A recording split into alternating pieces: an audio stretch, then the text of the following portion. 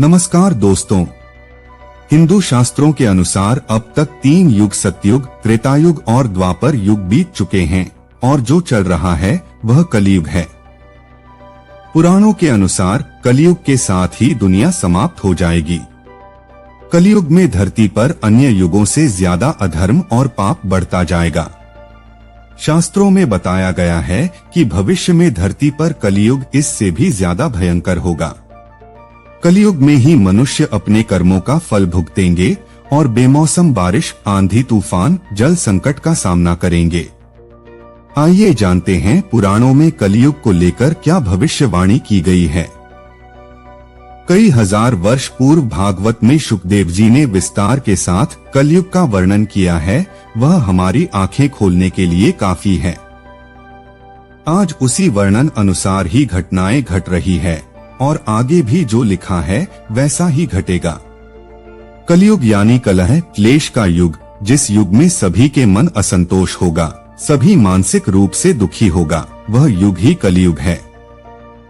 इस युग में धर्म का सिर्फ 1/4 अंश ही रह जाता है। कलयुग का प्रारंभ 3102 ईसा पूर्व हुआ था। श्रीमद् भागवत पुराण और भविष्य पुराण में कलयुग के अंत का वर्णन मिलता है। कलयुग में भगवान कल की अवतार होगा, जो पापियों का संहार करके फिर से सतयुग की स्थापना करेंगे। कलयुग के अंत और कल की अवतार के संबंध में अन्य पुराणों में भी इसका वर्णन मिलता है। दोस्तों, क्या आप जानते हैं कलयुग के अंत समय में मनुष्य की औसत आयु 20 वर्ष ही रह जाएगी। 5 वर्ष की उम्र में स्त्री गर्भवती हो जाया करेगी। 16 वर्ष में लोग वृद्ध हो जाएंगे और 20 वर्ष में मृत्यु को प्राप्त हो जाएंगे। इंसान का शरीर घटकर बोना हो जाएगा।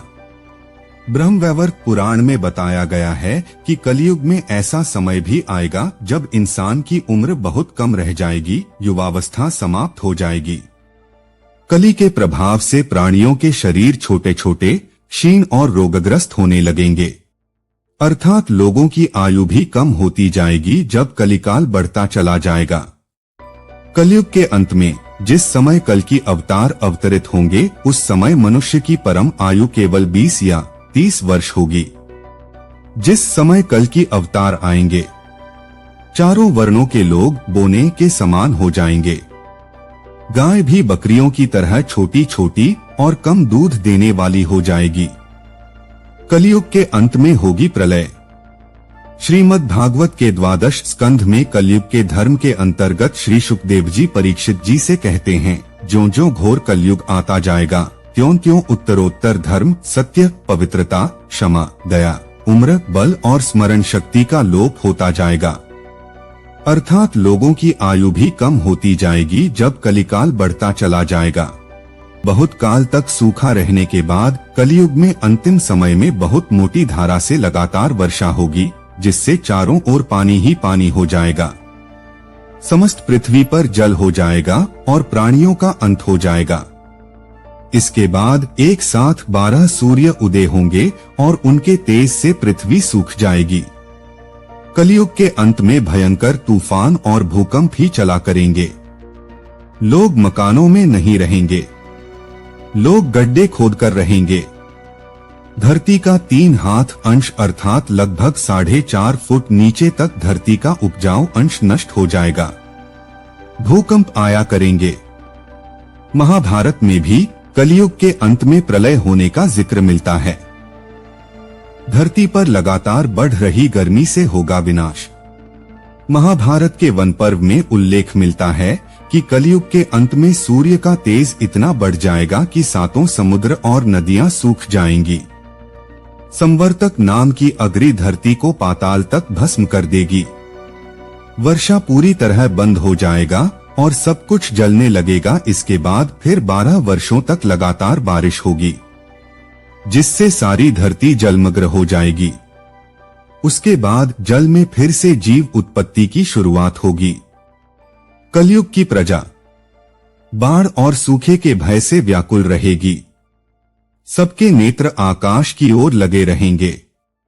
वर्षा न होने से मनुष्य तपस्वी लोगों की तरह फल मूल पत्ते खाकर और कितने ही आत्मघात कर लेंगे।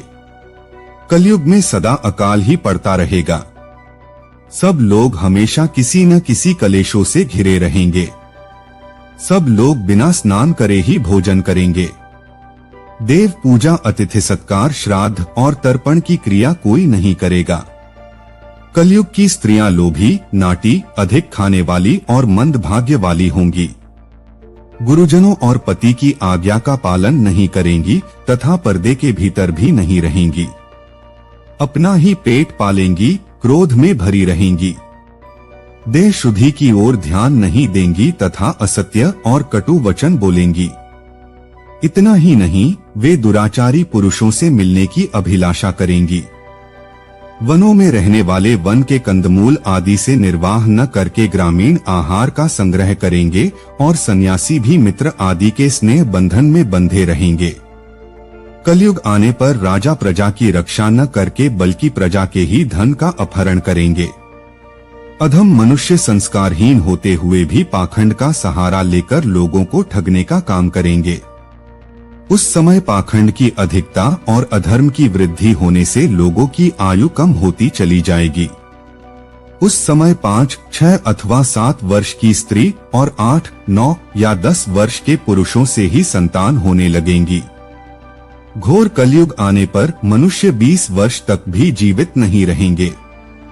उस समय लोग मंदबुद्धि, व्यर्थ के चिन्ह धारण करने वाले, बुरी सोच वाले होंगे। दोस्तों, अंत में कलिकाल से बचने का एकमात्र तरीका यह है कि व्यक्ति को वेदों की ओर लौट आना चाहिए और हर समय हरि कीर्तन करके खुद को सुरक्षित रखना चाहिए। जो व्यक्ति धर्म से विमुख होकर रहेगा वह कहीं भी कभी भी अकाल मौत को प्राप्त होगा या हर समय दुखी और संकटों से ही घिरा रहेगा। धन्यवाद दोस्तों।